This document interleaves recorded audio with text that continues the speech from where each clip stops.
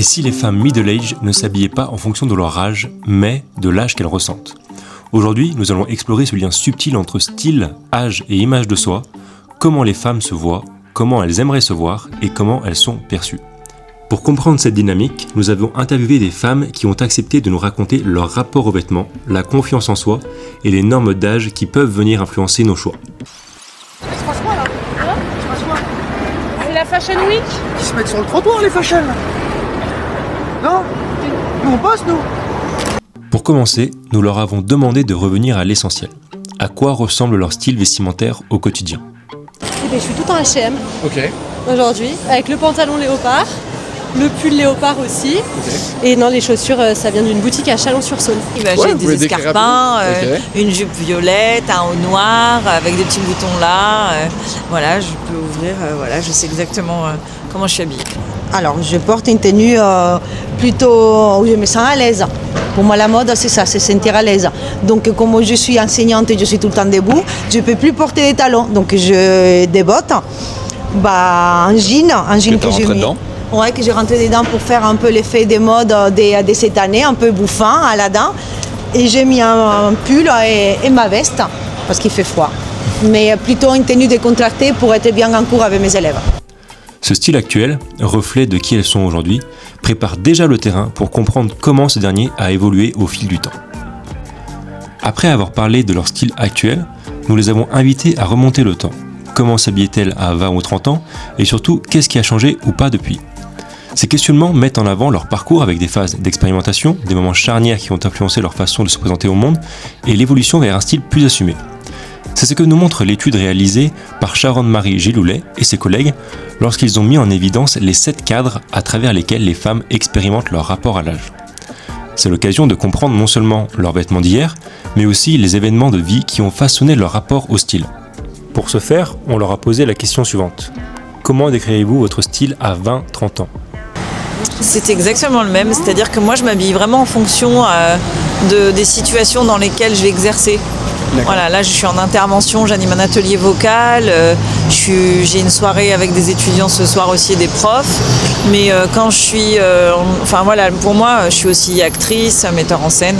Pour moi le contexte en fait il est très important. Donc je vais m'habiller en fonction de ce que je vais faire. Je pense pas qu'il ait beaucoup changé. Peut-être qu'il changera à l'avenir. Il y a étonnamment peu de changements. On est sur toujours le fameux jean pull qui m'accompagne depuis vraiment longtemps. C'est difficile d'en sortir, donc plutôt du confort et puis des coupes très sobres et très classiques qui justement traversent un peu les époques.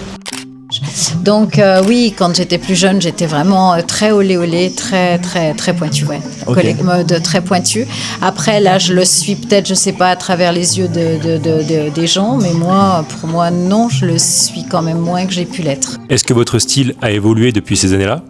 Je pense que non, j'ai l'impression que j'ai toujours évolué au fil des années en fonction des collections, mais... De ce qui se fait, mais toujours en restant fidèle à vous-même. Voilà.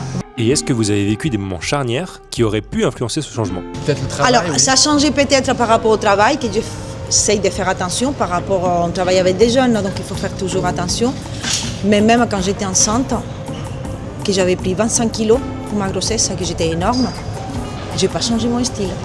J'essayais toujours de trouver chez Zara des tailles plus grandes, mais toujours essayer de m'habiller comme je m'habillais avant.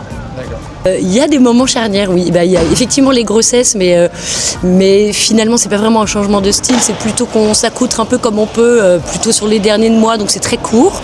Mais oui, ça fait partie des moments où on change un peu de vêtements, un peu plus amples, les fameux jeans de grossesse. Bon, mais c'est un peu délirant, donc on est content de les tester. Après, c'est vrai que ça me fait vraiment suer de changer ma garde-robe si je dois prendre, je sais pas quoi, 5-10 kilos parce que c'est la vie. C'est vrai que c'est des choses qu'on appréhende. On dit, moi, j'ai pas envie de changer mes habits que j'aime bien, dans lesquels je me sens bien, parce qu'il faudra le faire. Donc j'aimerais que ça ne m'arrive pas. Mais je porte beaucoup les jupes longues parce que j'ai un problème de santé qui m'oblige à porter des bottes où c'est un problème du cœur. Alors donc je mets des bottes contention tout le temps. Donc je porte très souvent, tout l'été, je porte des jupes longues. Pour cacher les bottes, parce que c'est pas très beau. Et les pantalons trop chauds. Leurs choix de style sont souvent guidés par l'âge ressenti plutôt que celui indiqué sur leur papier. C'est ce que Denis Guillot démontre dans son étude. Il appelle cela la tendance d'âge subjectif, se sentir plus jeune que son âge réel. Cette notion peut venir influencer ce que les femmes osent porter et comment elles se perçoivent.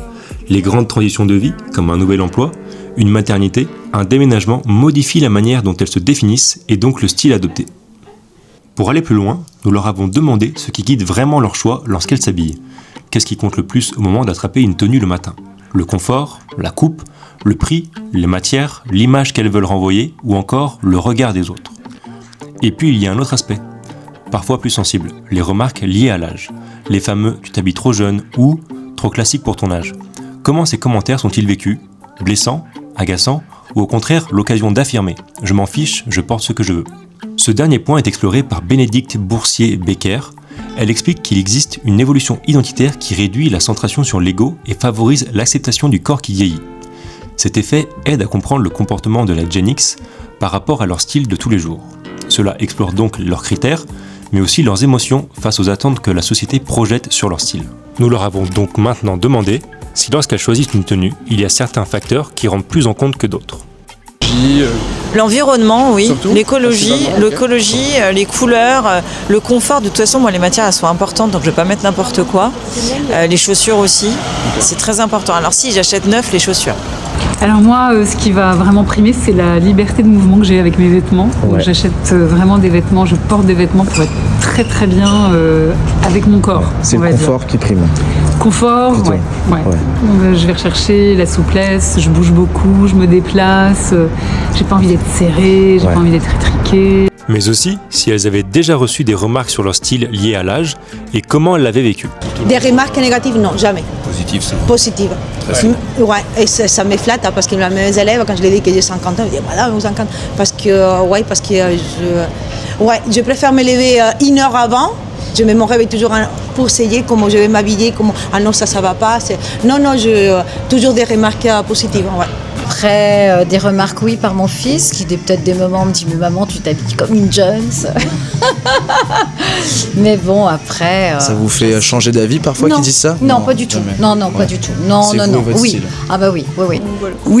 Oui, sans doute, quand quelqu'un, mais il faut que cette personne, elle soit un peu crédible aussi, mais effectivement, quand on dit non, franchement, telle forme de pull, ça ne te va pas, c'est pas bon, on se dit, tiens, ouais, j'avais jamais remarqué, mais c'est vrai, donc on évite après. Pour terminer, nous leur avons posé une question simple, mais qui offre souvent des réponses très fortes. Quels conseils donneriez-vous à la vous de 25 ans ? Cette dernière partie se déploie comme un regard intime sur le passé, rapide et sincère, presque comme une série de confidences. On y entend des phrases fortes et directes telles que « ose plus »,« fais-toi plaisir »,« arrête de te cacher » ou encore « ne t'habille pas pour plaire aux autres ». De m'aimer plus. Je pense à de me regarder un peu plus. Je pense que quand j'avais 20 ans, je ne me regardais pas autant. Allez, c'est la première chose, c'est pas grave.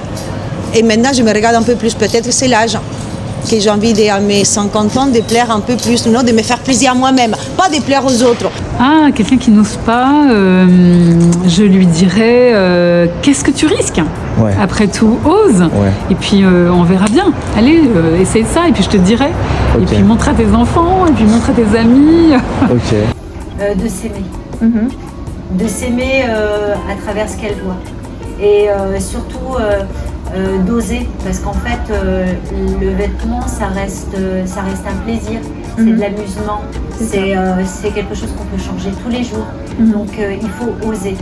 Oui, il y en a quand même quelques-unes, oui, qui souvent disent « bah non, je suis trop vieille pour porter ça », donc je me mets en parallèle avec elles, je leur dis « bah écoutez, moi je suis comme vous, et voilà, donc j'essaye de prendre la place, de leur expliquer, La science confirme ce que beaucoup ressentent. Oser, se faire plaisir et rester fidèle à soi-même est plus important que de suivre des codes liés à l'âge. C'est ce que démontrent Marika Tigman et Catherine Lacey dans leur étude où les femmes middle-age ne renoncent pas à s'habiller avec goût, mais redéfinissent ce que cela signifie pour elles. Au fil des témoignages, un fil rouge se dégage. Avec le temps, les femmes gagnent en assurance, en liberté et en capacité à s'habiller pour elles plutôt que pour répondre à des codes extérieurs. Le confort, la qualité, le plaisir et l'expression de soi reviennent sans cesse, tandis que le regard des autres prend progressivement moins de place. De plus, Ces expériences résonnent avec plusieurs recherches. Les études en psychologie du style montrent que l'habillement influence directement le sentiment de confiance et que la perception de l'âge dépend davantage de l'attitude et de l'estime de soi que des vêtements eux-mêmes. Au fond, le style change avec l'âge, mais surtout avec la manière dont on se regarde soi-même. Les vêtements deviennent un outil d'expression, de confiance et d'authenticité, plus qu'un simple reflet de l'âge.